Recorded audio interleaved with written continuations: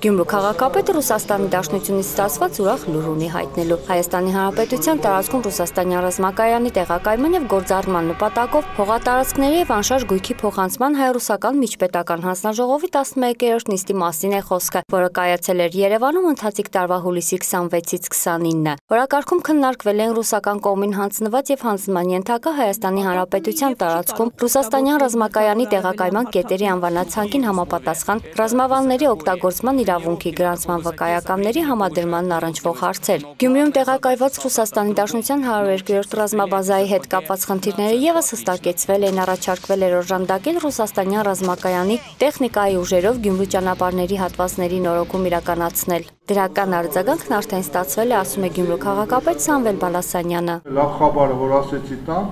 ուրեմն մենք Ռուսաստանի հետ կապված մենք 10 կիլոմետր ճանապարհ ուրեմն ուզեցինք, որպեսզի վերականգնենք Գյումրի քաղաքում այն շրջանցող ճանապարհները, որտեղից անցնում է 102 բազայի ծանր տեխնիկա։ 10 կիլոմետր ճանապարհի նորոգմամբ լուրջ խնդիրներ կլուծվեն քաղաքում ռազմական ծանր տեխնիկան անընդմեջ երթևեկում է վնասելով ու քանդելով ռազմաբազայի զորավարժարաններ տանող ու բերող մի քանի փողոց։ Հենց դրանք էլ ընդգրկվել են ծրագրում։ Մենք 2 տարի աշխատեցինք մինչև Ռուսաստանի պաշտպանության նախարարություն, այստեղ շատ մեծ նաև աջակցություն ցույց տվեց մեր համաքաղաքացի, պատվավոր քաղաքացի Արտուր Չիլինգարյանը,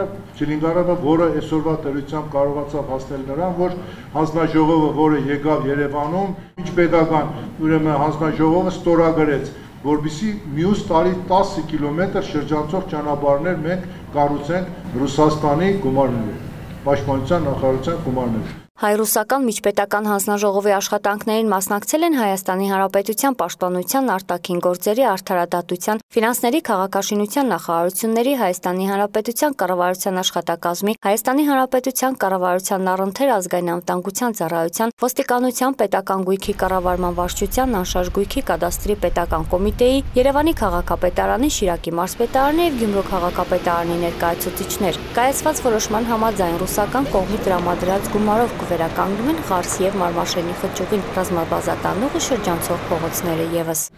Իհարկե, սա պետք է իրենց մոտ վերջնական հաստատվի, որը կհաստատվի, որովհետեւ անցած տարի նույնպես ծրագրեր եղավ եւ հաստատվեց պաշտպանության նախարարության հետ։ Սա